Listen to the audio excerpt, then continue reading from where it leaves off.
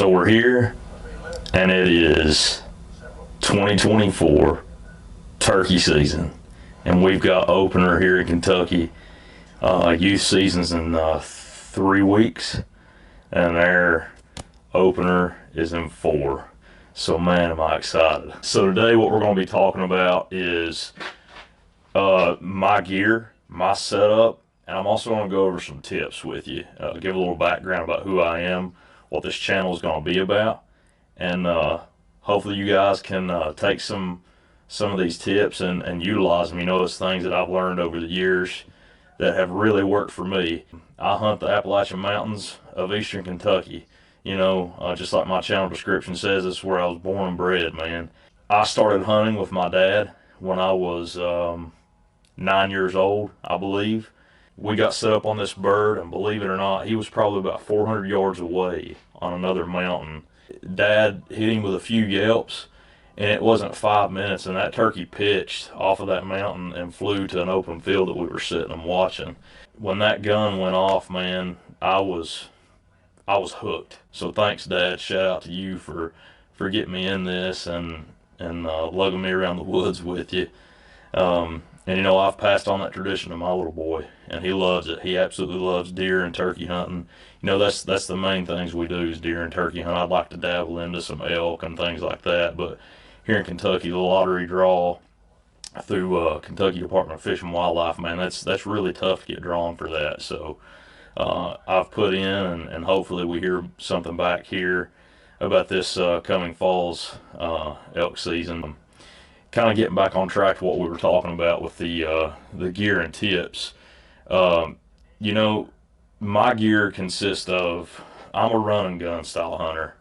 I don't hunt blinds. I don't sit and blind call to turkeys. I'm straight run and gun. When you're doing this run and gun style hunting, you really have to be lightweight and you have to be mobile.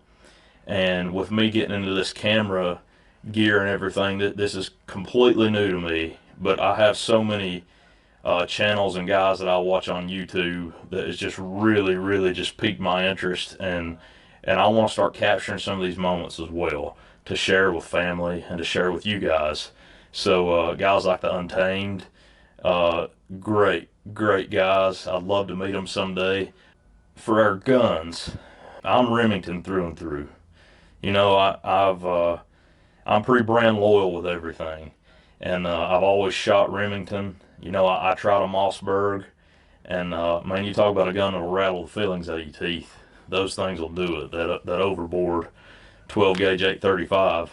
I shoot a Remington 1187. It's a Super Magnum. I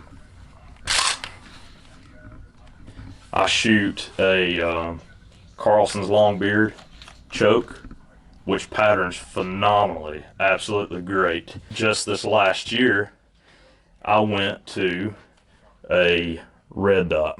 This is a Vortex Venom. I shoot Vortex on everything. They're great. Lifetime warranty. You can run over this thing with a truck and it's replaced, period. You've got that little tiny red dot on here, and when you put that on the turkey's neck, right around his wattles, man, you can see everything. There is no obstruction from your iron sights or your bead on your shotgun. You know how when you're setting up on a bird and you throw that bead on him, like it covers up the turkey with your barrel and stuff. Well, this sets a little higher, and it gets everything out of the way, and all you've got is that little tiny dot, and you can see the entire turkey, and it's great. If you've got a regular bead, like the 870 here of my boys, this red dot, you can fine tune it and get your pattern on paper exactly where you want it. It's great. I like the lighter recoil of the gas gun, the semi-auto, and it provides quick follow-up shots without having to pump that action, unlike an 870 like my boy shoots. If you're looking for new optics, check out Vortex. You can't go wrong. Got some custom slings for me and him with our names. Getting into my boy's setup. He's 10 years old. He killed his first bird last year with that gun. We shoot Longbeard XR 3-inch 5-shot. That has proven absolutely reliable in both of these guns and puts a fabulous pattern down the range. I have zero problem taking a bird at 50 yards with that 1187 and that long-beard choke. Here in the next week or so, I plan on getting out and doing some tests to show you guys and show you how to pattern and what to expect.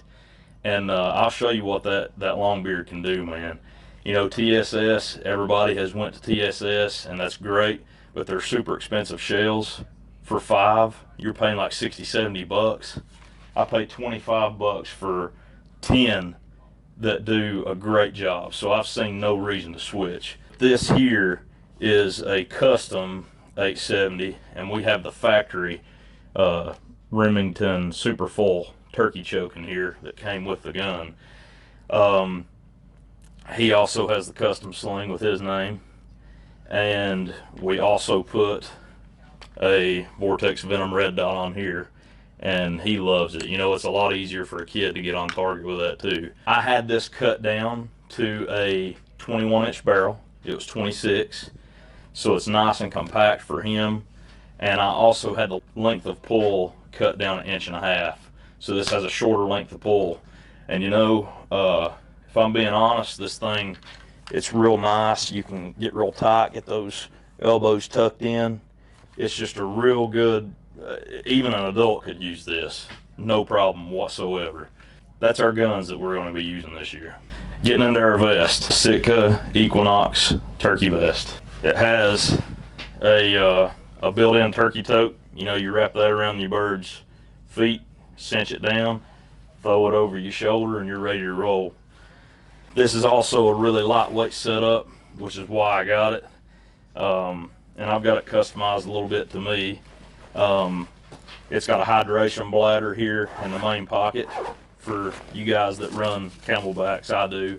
They're great. It also has a small pocket here on the top. I keep just some miscellaneous extra batteries for our red dots. Another turkey tote. I've got the tool that you adjust your red dot with in there. And then in here, another big pouch, and this will be good for your jackets. It also has these orange flags, which is very beneficial. And I mean, they're just, you see how they're just in there. Like you can just pull them out and they're right there. And that's going to be very beneficial for if you're carrying a bird. Over here on my straps, I've just got a little plastic carabiner that I got off Amazon. And I keep an emergency whistle on here. You never know when you'll need to call out someone if something happens. And I keep my owl hooter right here attached to that as well, so it's right here easy to get to. Right here, my locator calls. You know, I've got a crow and a pileated woodpecker in there. This big pocket here is your box call pocket. On this side, you have a small pocket right here, and that is where I keep my conditioner for my calls right here. These are great for your slates, your friction calls. This, not only is it your pot hole holder, but you can hold some other things in there as well. And it has an elastic band, but it also is a magnetic enclosure. Look at that, you can hear that right here. That's really cool.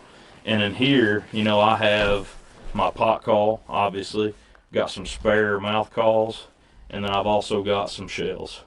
Where I've got those shells, you can technically, that's another spot for a pot call. You could put 3 pot calls in there. From what I understand, I think this is waterproof as well. So, moving to the inside of the vest here, you've got your standard pockets right here. You got a pretty big pocket here, which is where I keep my snips. You never know when you're going to need those.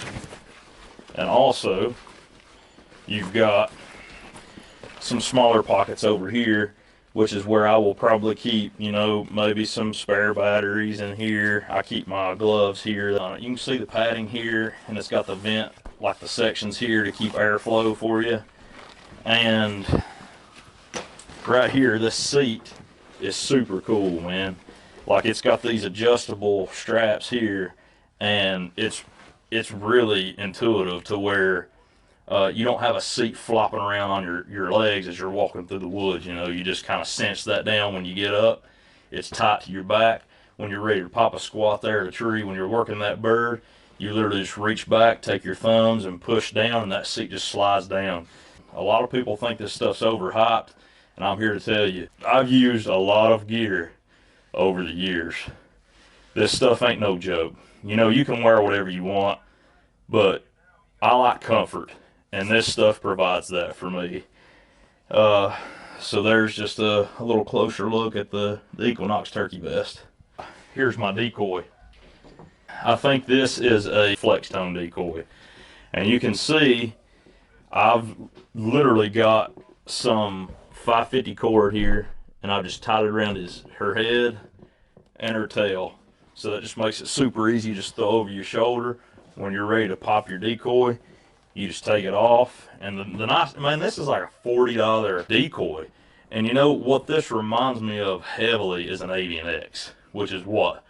At least double, maybe triple the price. And the coolest thing, man, is it has a built-in stake.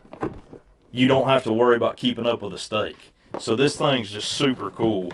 So that's where this comes in, to where when this is thrown over my shoulder, you've got those orange flags that's just easily brought out of the vest that you can just put there. Decoys can be a blessing and they can be a curse. Over the years, I have found both to be true. You know, a lot of times with my run and gun style hunting, man, I bump a lot of birds. I kill a lot of birds, but I bump a lot of birds. And that's because I get in tight, man. I get in super tight to these birds. I try my best to get within 100 yards of them. Especially if that bird has some line of sight, if there's some flat ground, which there's not a lot of flat ground here in the mountains, but you get on some of these mountains, maybe on like the upper third, there's a lot of benches or even like oak flats. Those birds, if you're calling to him, and let's say he's got 100, 150, 200 yard line of sight, and it's open, and he's not associating another turkey, such as a hen, your decoy, with that sound he can see all around him on that flat, he's going to sit and strut and spit and drum and gobble outside of your shotgun range. When we're turkey hunting, that gobbler is not by nature supposed to go to the hen. The hen's supposed to go to the gobbler. So we're already fighting Mother Nature a little bit.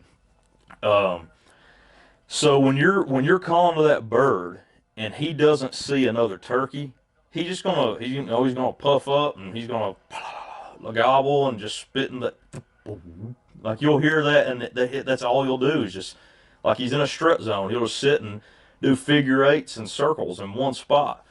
So those decoys, especially if you've got some distance between you and him, that can really seal the deal to where he sees that and he can commit and come on into it.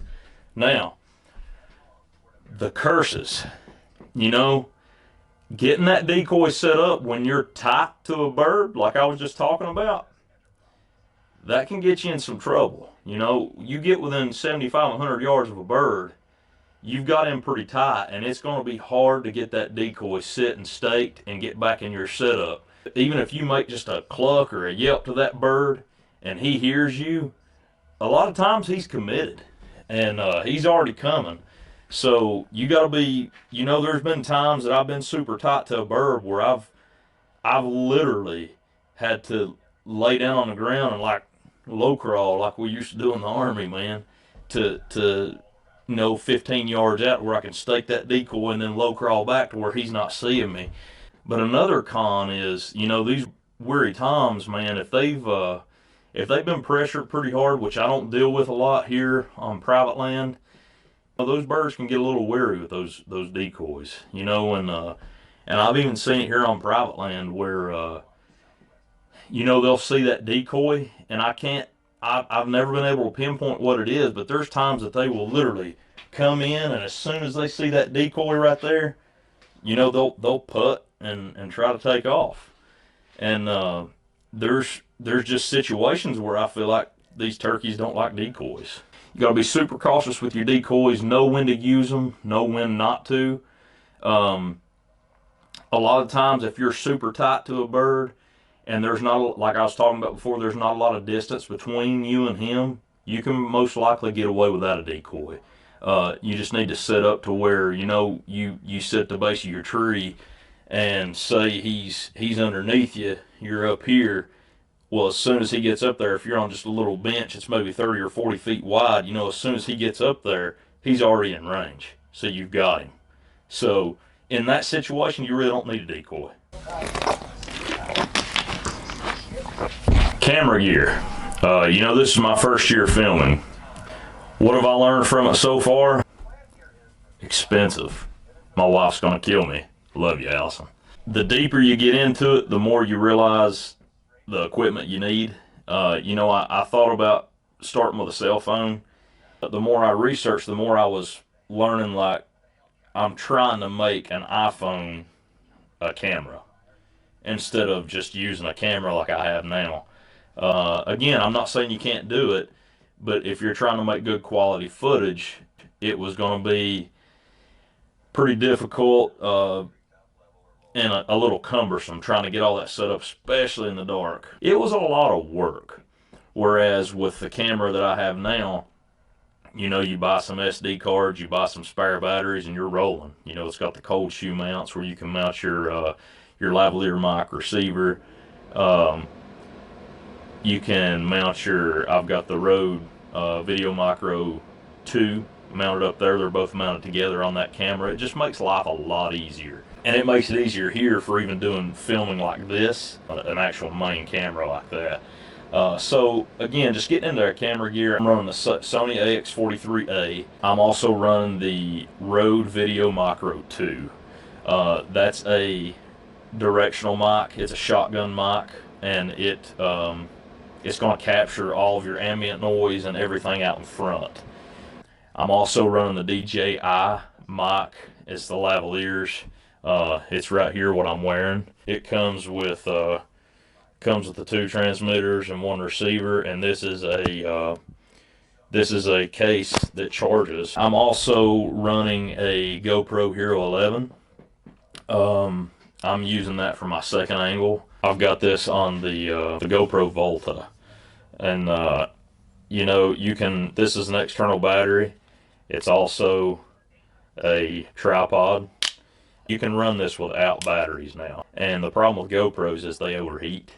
Outdoors it shouldn't be as bad, but you know, if you're running these on 4K or 5K resolution and you're running them for any extended period of time, you're going to run out of battery pretty quick if it doesn't overheat first and then your video shuts down, which is not cool. I also put quick disconnects, which I highly recommend. That's really cool. I have this, and it's going to go on my vest, and you literally clip it down and it holds right there. When you're ready, you just push the button, pull it off. Okay, so for the core lightweight hoodie, it's right here. And man, let me tell you something. This material is super thin. Like, look at that. You can almost see through it. You can see the light back there through the sleeve. But this is super thin, lightweight, and it's moisture wicking. This also has a hood. You can see that. And within the hood is this built-in face mask. Super cool, man. This is the Sitka ambient hoodie. This is insulated, but it's super thin, super lightweight. It's not what you think. It's more like a hoodie, like a hooded sweatshirt is what it reminds me of, except it has this awesome insulation. And it's lightweight. I think it's like 100 grams. You know, they make this in a jacket that's 150, which is a little thicker. But for turkey season, it's not as cold, and this will keep you warm. Right here's the inside. 100 grams of Primaloft insulation, which is something that Sitka prides themselves in, and the stuff works. It just plain and simple works. You know, it's got a zip. You can zip it down if you need to vent a little bit. The only problem that I've heard with this fabric will snag. And you know, oh Lord, I think this is a $300 hoodie. That's crazy, I understand that. It's my first year with the ambient. This kind of replaced the Celsius Midi. And there's another one, Celsius Midi for deer season, and there's another one, I can't remember what it's called. but it replaced a couple of those, and the Celsius MIDI is a lot more durable than this. But this is also, you're not going to overheat in this either. You can hike in it, you're not going to overheat. It's nice, man. It's a really nice piece of kit. So definitely check them out. Boots, I've always worn Lacrosse. Right here. This is the Alpha Burley Pros. And man, there's some really good boots. They're lightweight. I've put a lot of miles on these. You know, they're starting to come apart. This year, I've went to King Targhee 3s. You can see these are brand new. So I can't give you a review on them. I can't tell you how they're going to work out. All I can tell you is these are light freaking weight. These lock laces, man, are awesome. You just cinch them down. You wrap them around your eyelets here, as such, and then check this out. Your boots are done. No more tying your boots, man. How cool is that? Turkey tips. My biggest advice to you is patience. Do not get ahead of yourself. Be patient. Patience kills birds. So when you're ready to get up and move on that bird, no, he's probably only 20 yards away, and as soon as you get up, you're going to spook him. And you're going to hear that bird putting and probably pitching out and flying away from you. But give him a few minutes, man. Don't get up and move on that bird. If you're working a bird, work him. Don't overcall. Just work him and let him come to you. Just be patient. Birds don't like working downhill. These birds, if you stay on top of them, you're going to be in good shape. Stay on top of the birds. So around here, I'm speaking strictly for mountainous terrain. You know, I'm not familiar with hunting low ground birds, flat ground birds. I can't speak for that, but I can tell you how it is hunting high mountain, high elevation terrain that's rocky and hilly and super high up. I will walk around and locate with my hoot owl call. And I will not yelp, I will not hen yelp to a bird whatsoever until I'm ready to hunt him. You know, getting in that tight 75 to 100 yards is when I'll start calling to him. So you get on top of these birds, you walk these ridges, and you just keep using your hoot owl, man. And when you strike one, you get as close as you can get to him. Again, remember, stay within that 100 yards. I'm telling you, man, it works. Stay within that 100 yards, get in tight to him, then sit down and soft call. You can spook some birds by hard calling and cutting. Like, take it easy and read his language. You know, see how he's responding to it. And something else, man, calling, don't overcall. I see so many guys that mess up because they will call every time a bird gobbles, like, yip, yip, yip, yip, pow, yip, yip, yip, pow. Like, don't do that. He's gonna hang up just outside of range and wait for you to come to him like they're supposed to do. Soft call to him, just a couple yelps, just a and see if he commits like that. If he starts working away from you, then cut to him, cut hard. And if he starts moving away from you, get up and move towards him a little bit and sit back down. And then just hard cut to him and get him fired back up. Try to keep him interested, but don't over interest him, because that's, again, over calling to him is going to hang him up. When you first get out in the mornings, use your locator calls. Just get out there, hit it. If you hear one gobble, like, commit to him. Get as close as you can to him, like we talked about before, and do not call until you sit at the base of the tree. Trust me, it works. And when you get to the base of that tree, soft call to him. Give him some soft clucks, give him some soft yelps, and as soon as he responds, don't say another word to him. Leave him alone, let him work. When you start calling these birds, sometimes they come in silent, and you may think that they're working away from you or they've got henned up, but a lot of times they just shut up, and they'll work to you, and before you know it, they're right on top of you. So soft call, and know that as soon as you call to him and as soon as he responds to you, he is aware of where that sound come from. Even if he's 100 yards away from him, he knows exactly where you are.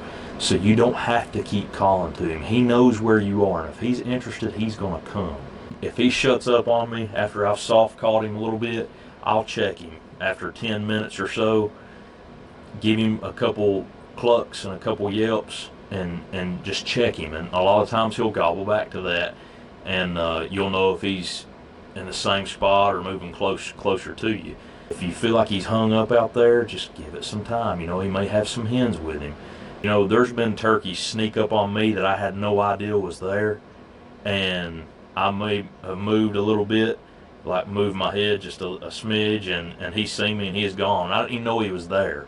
So these birds are real wary. Keep your eyes peeled, and I would say keep your head on swivel, but you won't be doing this the whole time because he's going to see you and he's gone. Turkeys can see so well. If you get later up in the day, you know, those hoot owls and stuff, they don't work as well. They just don't. Crow call, you can maybe switch over to your crow call or your pileated woodpecker and maybe shot gobble him up in the day a little bit.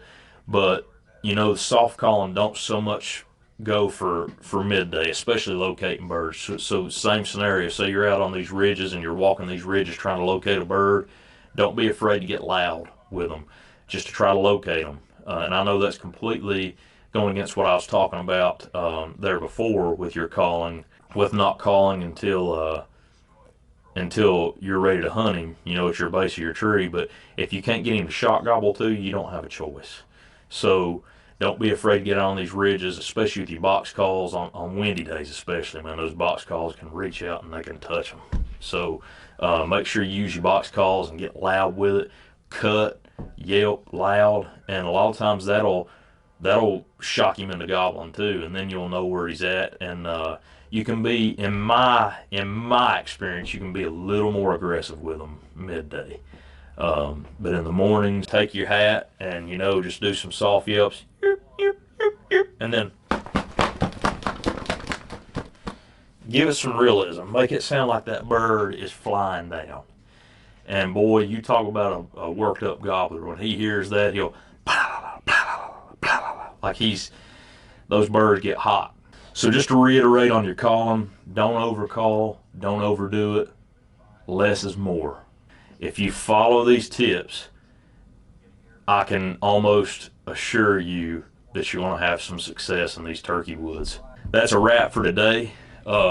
I hope you guys taking some stuff from this, and come on, man, let's get excited. You know, throw some likes and subscribes up on the channel. Don't forget, Eastern Wild, man, we're going to be going crazy here. We're going to have some guests on the show, I'm sure. My best buddy Brandon will be on with us. I'm going to have my little boy on. I'm going to try to get him on some birds during youth season. And I'm sure there'll be some other people on the channel too. So let's get this out there. And let's get fired up for turkey season, man. It's 2024. It's here. We'll be deep in the woods here before long, chasing after these thunder chickens, man. So let's get pumped up. Let's go.